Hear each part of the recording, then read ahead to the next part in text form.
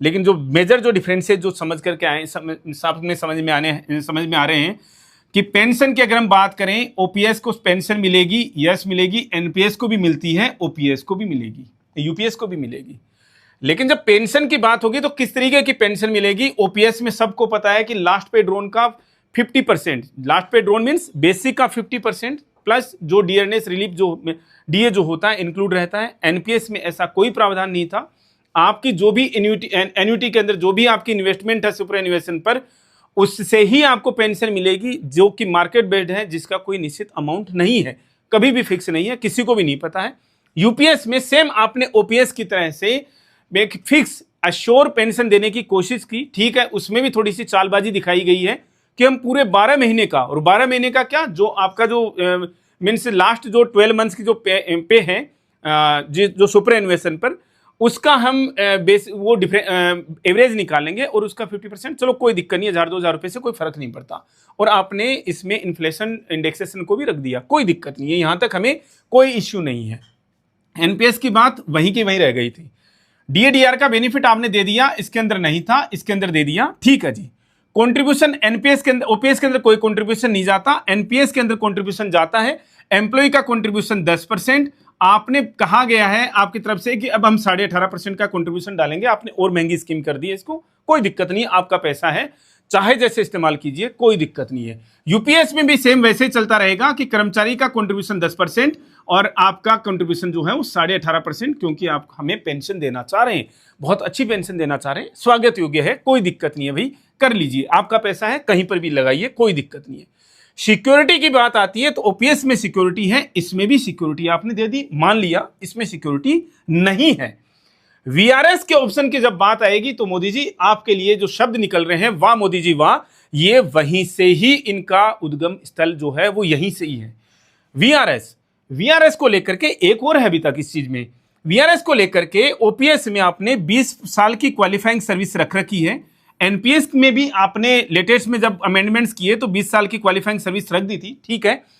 UPS में आपने unified that is not justified, जो इसमें आपने क्वालिफाइंग सर्विस 25 ईयर्स कर दिया, कोई दिक्कत नहीं, एक बार के लिए स्वीकार कर लिया। लेकिन हाल ही में क्या, कल ही जब प्रेस वार्ता में cabinet secretary Shri TV Somanathan ji से पूछा गया कि वीआरएस के बारे में आपका क्या विचार है, तो उन्होंने जवाब दिया कि इसके लिए क्वालिफाइंग सर्विस जो है वो 25 साल रहेगी। लेकिन उसके बाद का जो जवाब था वो बड़ा आश्चर्यजनक है, जिसके लिए हमारे मुंह से आपके सम्मान में शब्द निकल रहे हैं, वाह मोदी जी वाह, कि 25 साल पे आप वीआरएस तो ले सकते हैं लेकिन आपको पेंशन नहीं मिलेगी। पेंशन कब मिलेगी? जब आप 60 की एज तक पहुंच जाओगे। मोदी जी किसने देखी है 60 की एज? तभी तो बेचारा वो ले रहा है ना, वो तभी तो बेचारा वीआरएस ले रहा है। और सबसे बड़ी बात, आदरणीय मीन्स हमारे लिए तो कैबिनेट सेक्रेटरी हैं, सभी ऑनरेबल हैं, आप लोग सभी लोग ऑनरेबल हैं, माननीय हैं, उनके हिसाब से मेरे मन में एक भाव जो है वो बार बार आ रहा है कि हर एक कर्मचारी जो एनपीएस के अंतर्गत फिलहाल लाभार्थी है और जो चाहता है कि मैं यूपीएस में स्विच कर लूं, एक बार के लिए मान लें, तो वो अपने आप को क्या फील कर रहा है कि वो प्रिजनर है, जिसे बंदी बना करके रखा गया है। आपको 60 साल तक की जेल काटनी है। 60 साल तक की जेल का मतलब आपकी 60 की उम्र होने तक की जेल आपको काटनी है। लेकिन आपके पास में एक ऑप्शन अवेलेबल है, हम 25 साल पे आपको छोड़ सकते हैं, आप जा सकते हैं। लेकिन जो आपने 25 साल की जो सर्विस हमें दी है, जेल में जिस तरीके से कैदी बिताता है, समय बिताता है, उसको कुछ मेहनताना मिलता है, जो सजायाफ्ता जो कैदी होते हैं उनको मेहनताना मिलता है, वो जो आपका मेहनताना है वो हम आपको आपकी इस क्वालिफाइंग सर्विस के बाद में नहीं, आपके सुपर एन्युएशन की डेट्स पर देंगे। मोदी जी समझ में नहीं आ रही ये चीज? माननीय है आप हमारे लिए, और आपसे देश का हर एक कर्मचारी आपकी तरफ ही केवल आस बांध करके देख रहा था कि कोई ना कोई बड़ा डिसीजन आप लेंगे हमारे फेवर में। यहां से ये यूनिफाइड जो पेंशन स्कीम है वो जस्टिफाइड नहीं लग रही है। दूसरी चीज, अगर आप इसमें देखें तो हमारा कंट्रीब्यूशन मींस एम्प्लॉय का कंट्रीब्यूशन जो 10% जाता रहेगा, आपने उसकी ऐसी हालत कर दी है कि मुझे पैरेलल में अंग्रेजों की याद आ गई। हमने अंग्रेजों को देखा नहीं है, लेकिन जिन्होंने भी हिस्ट्री की किताबों में लिखा है, सही लिखा है, गलत लिखा है, और जो सही है फूट डालो, राज करो और फूट डालो, राज करो। मैं यहां पर ये वाली बात किस परिप्रेक्ष्य में कह रहा हूं कि अंग्रेजों ने जहां जहां पर भी राज किया, या दूसरी तरफ से कहें दुनिया में जहां जहां पर भी दो देशों के बीच में लड़ाइयां हैं, दो देशों के बीच में युद्ध हैं, चाहे से हम रशिया यूक्रेन की बात कर लें, हालांकि उनका अपना लड़ाई है, वो तो चलो ठीक है, कोई बात नहीं। फलस्तीन और इजराइल की लड़ाई है, भारत पाकिस्तान की लड़ाई है, भारत का बांग्लादेश की सीमाओं के साथ में जो विवाद हो रखा है, मीन्स कई अलग तरीके से जो चीजें हो रखी हैं। इसके अलावा चाइना ताइवान जो चल रखा है, और भी दुनिया में जितने देश की सीमाओं को लेकर जितने विवाद हैं, वो अंग्रेजों के पैदा किए हुए हैं, जानबूझ करके पैदा किए हुए हैं, ताकि हमारा काम चलता रहे। और हमारा क्या काम चलता रहे? हमारे हथियारों की बिक्री होती रहे। लेकिन मोदी जी, आपको तो कोई हथियार बेचने नहीं है, लेकिन मुझे यह समझ में आ रहा है कि आपको हथियार तो नहीं बेचने, लेकिन आप किसी कर्मचारी को यूनिफाइड पेंशन स्कीम इंट्रोड्यूस करने के बावजूद भी आप इसमें शायद स्विच नहीं करने देना चाह रहे। रीजन, क्योंकि हमारा जो 10% का जो कंट्रीब्यूशन है, उसको तो आपने मतलब मिलेगा ही नहीं, हमें देखना ही नहीं है। तो हमने ऐसे कौन से पाप किए हैं कि हमें वो 10% का कंट्रीब्यूशन जो है वो मिलेगा नहीं, और आपने उसकी जगह पर हमें एक तरीके से मैं कहूँ कि क्या झुंझुना पकड़ा है कि हर एक साल मतलब हर 6 मंथ्स का एक कंट्रीब्यूशन। और वो एक कंट्रीब्यूशन कैसा कि आपकी बेसिक पे का, बेसिक प्लस डीए का वो जो 10% बनता है, मतलब वही कंट्रीब्यूशन हमारा। मतलब इस 25 साल पे भी अगर कोई एम्प्लॉय छोड़ना चाहे, या मान लीजिए 30 साल की सर्विस करता है कोई एम्प्लॉय सुपर एनुएशन तक, अब वो तो सर्विस नहीं रही, कोई छोड़ेगा नहीं, वीआरएस तो आपने खत्म ही कर दिया इनके लिए, कोई बात नहीं जी।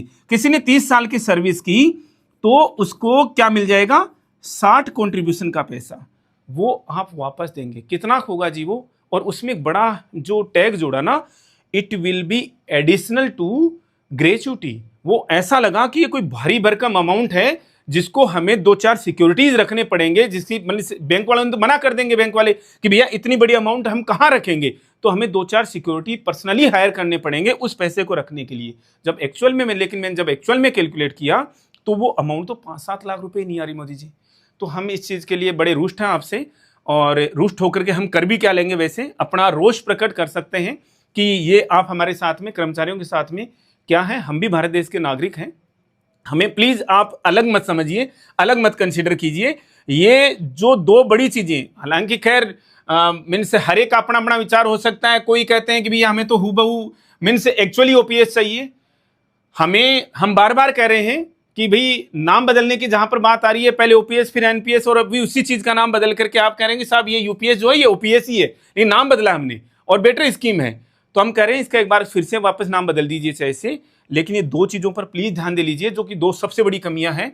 आप हमारा पैसा दे दीजिए वापस, जो भी कॉर्पस बनेगा हमारा, जिसमें रेशियो था। मैथमेटिशियंस आपके पास में बहुत सारे अच्छे अच्छे आर्थिक सलाहकार हैं, उनसे उस समय पूछ लीजिएगा कि इस पर्टिकुलर एम्प्लॉय का कितना कंट्रीब्यूशन था रेशियो के अंदर, और हमें वही चाहिए जो टोटल कॉर्पस बन जाएगा ब्याज के साथ में, हमें उसका केवल और केवल वही रेशियो के अंदर दे दीजिए।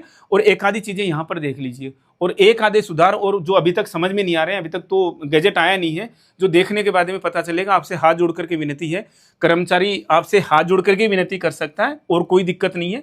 जब कोई भी टीवी न्यूज चैनल खोलते हैं या आपके किन्हीं मंत्रियों से, माननीय मंत्रियों से पूछा जाता है, तो कहते हैं कि साहब ओपीएस पे स्विच करना फाइनेंशियल बर्डन है। हमें पता है वो किस तरीके का फाइनेंशियल बर्डन है, कि हमें तो हम आप बार बार कहते हैं हमें बुला लीजिए आप मीटिंग में कभी भी, हालांकि हम बड़े आपके सामने इतना ओहदा रखते नहीं है। हम प्रूव कर देंगे कि एनपीएस जो है वो ओपीएस की बजाय में बड़ी महंगी स्कीम है। आपके सरकारी खजाने से एनपीएस में बहुत ज्यादा पैसा जा रहा है, इतना आपसे कर्मचारी मांगता ही नहीं ओपीएस के अंदर, ओपीएस के बेनिफिट्स में। रीजन, क्योंकि ओपीएस लेने वाला कर्मचारी, और ऐसा नहीं कि एनपीएस लेने वाला कर्मचारी अलग से है, भारत देश में किसी भी कर्मचारी की औसतन आयु किसके लिए, पेंशन रिसीव करने के लिए, पेंशन लेने के लिए 10 साल से ज्यादा नहीं है। कहने का मतलब कोई 70 साल से ज्यादा नहीं, जरा एवरेज की बात कर रहे हैं। कोई पर्टिकुलर 90 साल जी जाए एक अलग बात है, लेकिन एवरेज ये 10 साल पे आता है। आप एनपीएस के कर्मचारियों को 30 साल, 32 साल, 33 साल, 35 साल पेंशन क्यों देना चाह रहे हैं? और ये इतना कॉर्पस है कि आपके खर्चाने में तो पता नहीं कितना पैसा चला जाएगा अगर आप खुद के लिए डालें पीएफआरडीए में। हमें तो केवल ये बेनिफिट्स दे दीजिए, आप इसका नाम और कुछ, अभी यूपीएस का नाम यूपीएस ही रहने दे दीजिए। अगर आपको अभी भी ये जस्टिफाइड नहीं लग रहा, कोई दिक्कत नहीं है, कोई नाम रख लीजिए, लेकिन एटलीस्ट कर्मचारी के पैसे को तो आप इधर उधर मत कीजिए। हमारे पैसे को तो, ये 10% हमारा पैसा है सर, इसको मत कीजिए ऐसा कि आपने उसको, हमें एक अलग ही फॉर्मूला, किसके दिमाग की उपज है ये, मुझे तो समझ में नहीं आ रहा। मतलब ये आपके आर्थिक सलाहकार जो हैं वो कहां से इस तरीके की चीजें लेकर के आ रहे हैं कि यार ये 110, मतलब इस तरीके के फॉर्मूले मुझे नहीं लगता कि कहीं पर, मतलब मुझे शब्द समझ नहीं आ रहे कि कौन सी किताब से उठाई गई हैं चीजें। माननीय मंत्री जी ने कल इसके बारे में जब इंट्रोड्यूस कर रहे थे इसको, पेंशन स्कीम को, तो बता रहे थे हमने काफी जगहों से स्टेक होल्डर्स के साथ में भी, आरबीआई के साथ में भी, अदर मतलब अब्रॉड में कंट्रीज के साथ में भी उनको स्टडी किया। ये तो हमें कहीं से भी नहीं है, बंद कमरे में बैठ करके बनाई गई 5 पन्नों के अंदर चीजें लिख ली, 5 पॉइंट लिख ली और हमारे सामने इंट्रोड्यूस कर दिए, हाँ जी भैया ये हो गया, और हमारे मुंह से वैसे इसको पढ़ करके निकल पड़े, वाह मोदी जी वाह। तो ठीक है मोदी जी, ये चीजें प्लीज हाथ जोड़ करके विनती कर रहे हैं हम आपसे, हमारे इस पैसे का, इस जो 10% है हमारा पैसा है, हमने पहले ही बोला है ये 18.5% की जगह पर 28.5 डालिए, हमें कोई दिक्कत नहीं है। हमें इस तरीके का कोई और कॉर्पस चाहिए भी नहीं कि आप वो नॉमिनी को पैसा दे देंगे उसकी मीन्स डिजीज के मीन्स डिमाइज के बाद में, ऐसा कुछ हमें चाहिए भी नहीं। आपको पता है अपने फैमिली पेंशन ठीक है, बहुत अच्छी कर दी है, कोई दिक्कत नहीं है। इस यूपीएस का नाम आपको वापस चेंज करना पड़े, कोई दिक्कत नहीं है, कर लीजिए, लेकिन प्लीज हाँ ये पैसा हमारा वापस दे दीजिए, ताकि कर्मचारी के मन में जो एक दिमाग में एक बार बार जो चीज है क्या जीपीएफ को लेकर के, वो संशय खत्म हो जाए हमारा। आप जीपीएफ नहीं देना चाहते मत दीजिए, कोई दिक्कत नहीं है, लेकिन ये क्या कर दिया कि हमारे इस सारे के सारे पैसे को ये गायब हो गया एक तरीके से। वो मूवीज के अंदर नहीं दिखाते कि भैया पैसा पड़ा हुआ सामने, वो तो खैर कैमरे की करामात होती है, ये तो सामने से उठा लिया सर हमारा पैसा, कहां गया मतलब पता ही नहीं लगेगा कि किसी कर्मचारी का 1 करोड़ का कंट्रीब्यूशन अगर है ब्याज के साथ में, तो आपने उसको 3-4-5 लाख रुपए में सलटा दिया। प्लीज हाथ जोड़ करके विनती है, अगर आप लोगों तक ये बात पहुंचती है, और हम बार बार कह रहे हैं और हमारा व्यू हम दे देते हैं कर्मचारी संगठनों, कर्मचारियों को, कि जब भी, अभी तो खैर 8-9 महीने हैं इस स्कीम को लॉन्च इंट्रोड्यूस होने में, और ये जो हमारा व्यू ये है कि अगर ये 2 चीज़ें नहीं है, वीआरएस का ऑप्शन ये नहीं है, मीन्स आपको पेंशन यहाँ से नहीं मिलती है और ये 10% पैसा आपको नहीं मिलता है, तो मुझे नहीं लगता कि कोई यहाँ से इसको ऑप्ट करने वाला है, क्योंकि इसकी बजाय में तो एनपीएस जो है वो बहुत बहुत बहुत ज़्यादा फायदेमंद हो गई है आपके हिसाब से तो। और हमें सर ऐसे लग रहा है कि आपने शायद ये इसी स्कीम को और ज़्यादा स्ट्रेंथन करने के लिए ऐसा किया है, और ज़्यादा स्ट्रेंथन करने के लिए किया है, तो प्लीज़ इसी में कुछ आप ऐसा कर देते कि एश्योर्ड पेंशन मिलेगी जी आप हमें। इतनी चीज़ें सर क्यों घुमा रहे हैं, पैसा लगता है सर, हम तो अपने छोटे छोटे बिल्स कई बार कोई मीन्स समझदार कर्मचारी 200-400 रुपये के बिल इसलिए नहीं लगाता कि यार उसके पीछे हज़ारों का खर्चा तो ऐसे ही हो जाएगा, मीन्स उसमें जब प्रोसीडिंग्स होती हैं, मीन्स क्लेरिकल प्रोसीडिंग्स जब होती हैं, तो सर प्लीज़ इतनी ये क्लेरिकल काम मत बढ़ाइए।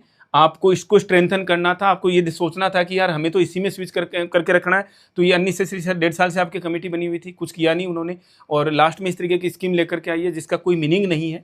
ठीक है आपने शॉर्ट पेंशन दे दी, कोई दिक्कत नहीं है, लेकिन सर ये क्या किया, मुझे सर वीआरएस जाना है तो मतलब मैं 25 साल पे वीआरएस चला जाऊं और मेरी एक्चुअल सुपरएन्युएशन की डेट आएगी इसके भी 8 साल के बाद में, मतलब मैं 8 साल क्या खाऊंगा सर, मतलब मुझे समझ में नहीं आ रहा। मुझे या तो माननीय जो cabinet secretary Shri TV Somanathan ji हैं उनको आइडिया नहीं था, और मुझे नहीं लगता कि उन्होंने बिना सोचे समझे कुछ बोला होगा, उन्होंने किसी पत्रकार के सवाल के जवाब में बोला है कि हम 25 साल पे उनको पेंशन नहीं देंगे, आप जा सकते हो। और मेरे को वाकई में वापस दोहरा रहा हूं सर, मुझे एक प्रिजनर वाली फीलिंग आ रही है कि आपकी सजा पूरी हो गई, आप जा सकते हैं घर पे, लेकिन आपको पेंशन जो है, जो आपका मेहनताना है, वो इसके भी 6-7-8 साल बाद जब भी आपके 60 की एज हो जाएगी तब मिलेगा।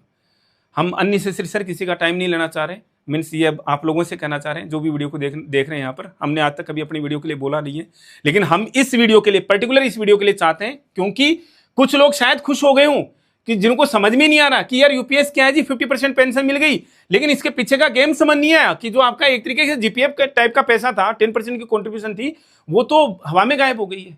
इसलिए सब लोगों से अनुरोध है कि इस वीडियो को आज हम पहली बार बोल रहे हैं, हमारे लगभग 400 से ऊपर वीडियोस होंगे, हमने पहली बार हम बोल रहे हैं कि इस वीडियो को प्लीज शेयर कीजिएगा ताकि लोगों, मैक्सिमम लोगों तक पहुंचे कि यूपीएस क्या है और एनपीएस क्या है। आज की डेट में भी, एज ऑन डेट, ये NPS is better than this UPS, means unified pension is not justified. इस सेशन में इतना ही, मिलेंगे वेरी नेक्स्ट अपडेट के साथ। Thank you.